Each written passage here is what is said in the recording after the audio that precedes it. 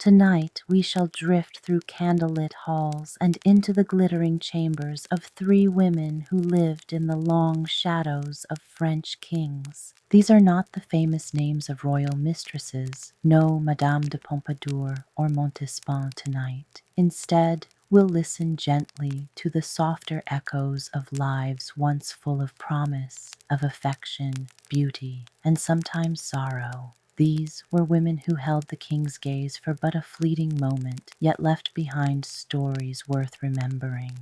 Let us begin in the early 15th century. Chapter 1. Odette de Champdivers, the little queen of a mad king. In the year 1407, Paris lay hushed beneath a cold winter sky. Behind the thick walls of the royal residence of Hôtel Saint-Paul, tucked away from the clang of city streets, the French king wandered the corridors in a fragile daze. His name was Charles VI. He had ruled since childhood, but for many years his mind had not been his own. He suffered from recurring episodes of mental illness.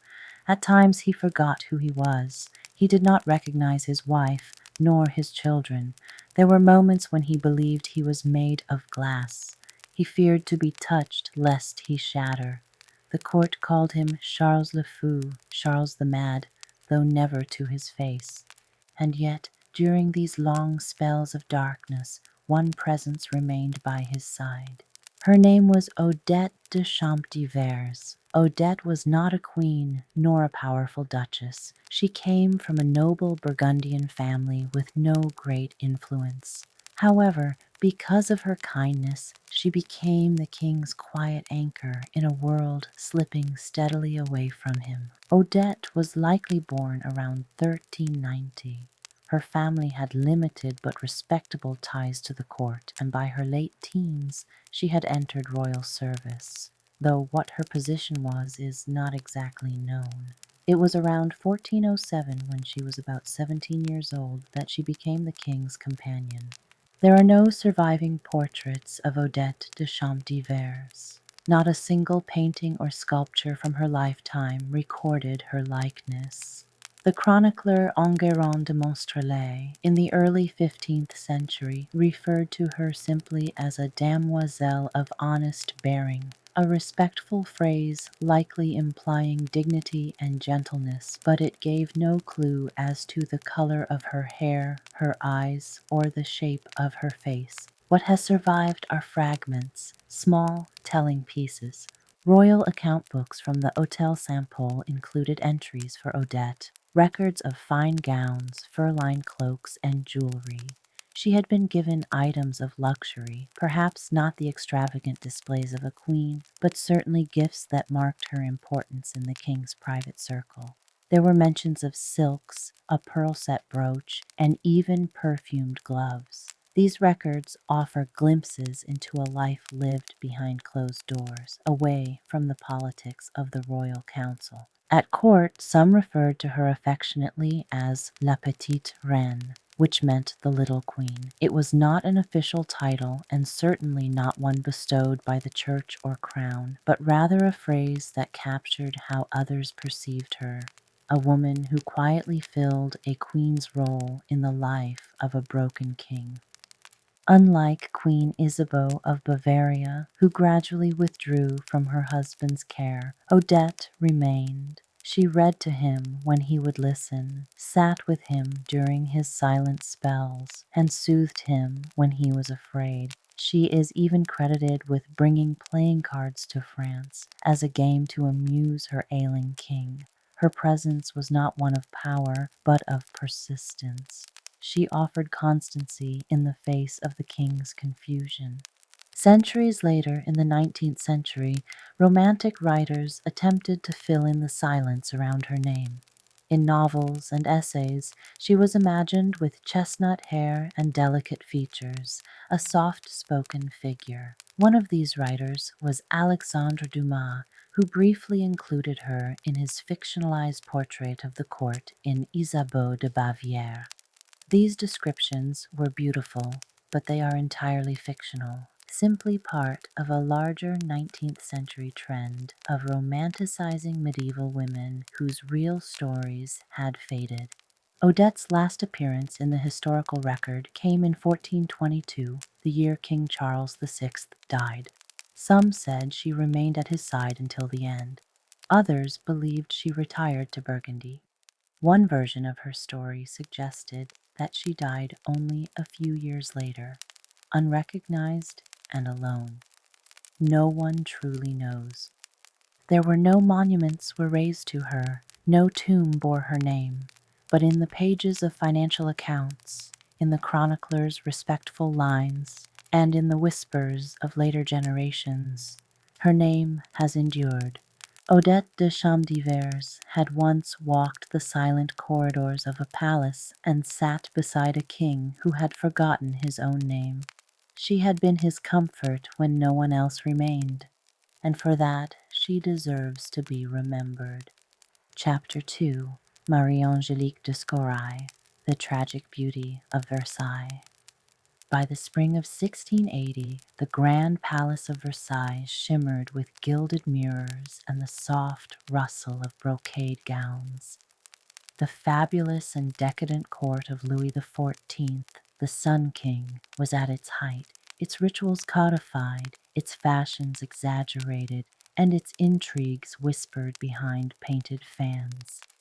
Into this brilliant and volatile world stepped a girl of just 17. Her name was Marie-Angélique de Scorailles. She had been born in 1661, the daughter of a minor noble family in Auvergne, a mountainous region of central France. Her family had limited means but respectable lineage. At court, she served as a maid of honor to Madame Palatine, the wife of the king's brother. She was known for her striking beauty, blonde hair that cascaded over her shoulders, pale skin, and clear blue eyes that stood out even in the crowded salons of Versailles.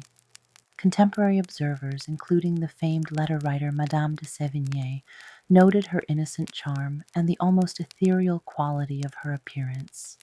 In one letter, Sévigné wrote that the young woman was as pale and lovely as the moonlight, a poetic image echoed in later romantic accounts. By late 1679, the king had noticed her. Louis XIV, now in his 40s, had begun to withdraw from his former mistress, Madame de Montespan, whose influence had waned following scandal. Marie-Angélique, barely 18, quickly took her place. Though young and politically inexperienced, she became a royal favorite and was formally given the title Duchess of Fontanges in early 1680. She was granted apartments at court and lavished with jewels and gowns. But her time in the king's favor was not one of calculated power. She was, by most accounts, unprepared for the politics of Versailles. As many who were ill-prepared, she became a vessel for others' ambitions and resentments. She was celebrated in public, but mocked or resented in private. However, her presence left a mark, not in diplomacy or scandal, but in fashion. It is said that during a hunt with the king, her elaborate hairstyle reportedly collapsed in the wind. In a moment of ingenuity, she tied it up high with a ribbon, creating a new vertical silhouette. The look caught the court's eye, and soon La Fontange became the latest craze. This hairstyle featured high towers of curls and lace, often supported by wire and pinned with bows. Though the hairstyle evolved far beyond her original improvisation, it would bear her name for eternity. Today, the Musée Carnavalet in Paris holds several 17th century fashion engravings and accessories that document this trend. These visual records remain among the only surviving echoes of Marie-Angélique's brief time in the spotlight. Sadly, the glitter of favor did not last long. In late 1680, just a year after her elevation, Marie fell gravely ill. Some believe it was tuberculosis, a common and often fatal illness at the time. Others whispered darker theories that she had been poisoned, perhaps at the hands of a jealous rival. Whatever the cause, Marie-Angélique de Scorailles, Duchess of Fontanges, died in 1681 at the age of just 20. Her death was marked by a grand funeral paid for by the king, but he had already withdrawn from her bedside before the end. She had risen and fallen in little more than a year, a candle flickering briefly in the gilded halls of Versailles. She left no children, no memoirs, no legacy of political maneuvering, but her name endured in the shape of a hairstyle. Not every figure in history moved power behind the throne. Some, like Marie-Angélique, simply drifted through its chambers, bright, delicate, and gone too soon. Chapter 3. Marie-Louise O'Murphy, the painter's model who became a mistress. In the soft, powdered world of Louis XV's France, where every glance carried meaning and every brushstroke could change a life, there were women who rose to prominence through beauty alone. One of these women was Marie-Louise O'Murphy. If you said to yourself, wait, that name doesn't sound very French, you guessed correctly. Marie was born in 1737 in Rouen into a modest Irish Catholic family living in France. Her father, Daniel O'Murphy, worked as a shoemaker and was a former soldier. They were part of the working-class Irish community in France, far from the grandeur of the French court.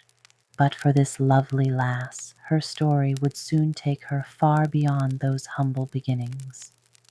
Her ascent began in an artist's studio far from the court of Versailles. It is thought that as a teenager, most likely around 14, Marie-Louise became the model for the celebrated Rococo painter François Boucher. The portrait he created of her would become one of the most famous nudes of the 18th century, the blonde odalisque. In the painting, she reclined on a chaise, her back turned partially toward the viewer, with pale skin, soft, youthful features, and auburn curls. This portrait caused a sensation, not for mythological grandeur, but for its immediacy. This was clearly a real young woman. Soon after its completion, the painting caught the eye of Louis XV. Marie was brought to his private residence, the Parc aux Cerfs, a secluded house near Versailles, where the king kept unofficial mistresses far from the eyes of the court. Though her position was unofficial, she briefly became one of the king's favored companions. In 1753, she gave birth to a daughter, Agathe Louise de Saint-Antoine. It is said the king did not formally recognize her as his child, as she was the child of an unofficial mistress, and he was only accustomed to recognizing the children of mistresses presented at court. However, Louis XV immediately ordered her to be placed in the care of a wet nurse, and she was later sent to the Couvent de la Présentation, where she was raised. Marie-Louise's time at the king's side was short-lived. Within a few years, she was dismissed from the Parc aux Cerfs, likely at the urging of others within the court, including the king's favorite, the famous Madame de Pompadour. However, Marie-Louise did not simply fade into obscurity. She married twice and eventually became the Countess of Beaufranchet-Daillat. A resilient lady, she survived the turbulence of the French Revolution and lived well into the early 19th century, passing away in 1814. The blonde odalisque remains one of Boucher's most recognized works.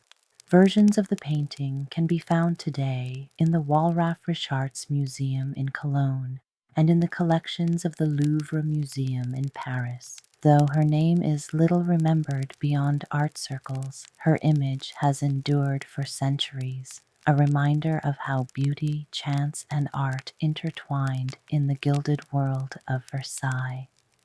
And now we leave behind the mirrored halls of kings, 3 women, 3 lives, each so different, yet all bound by their quiet proximity to power. Odette de Champdivers, remembered only in passing, her name tucked into the pages of royal accounts, her life devoted to comforting a broken king in the dark.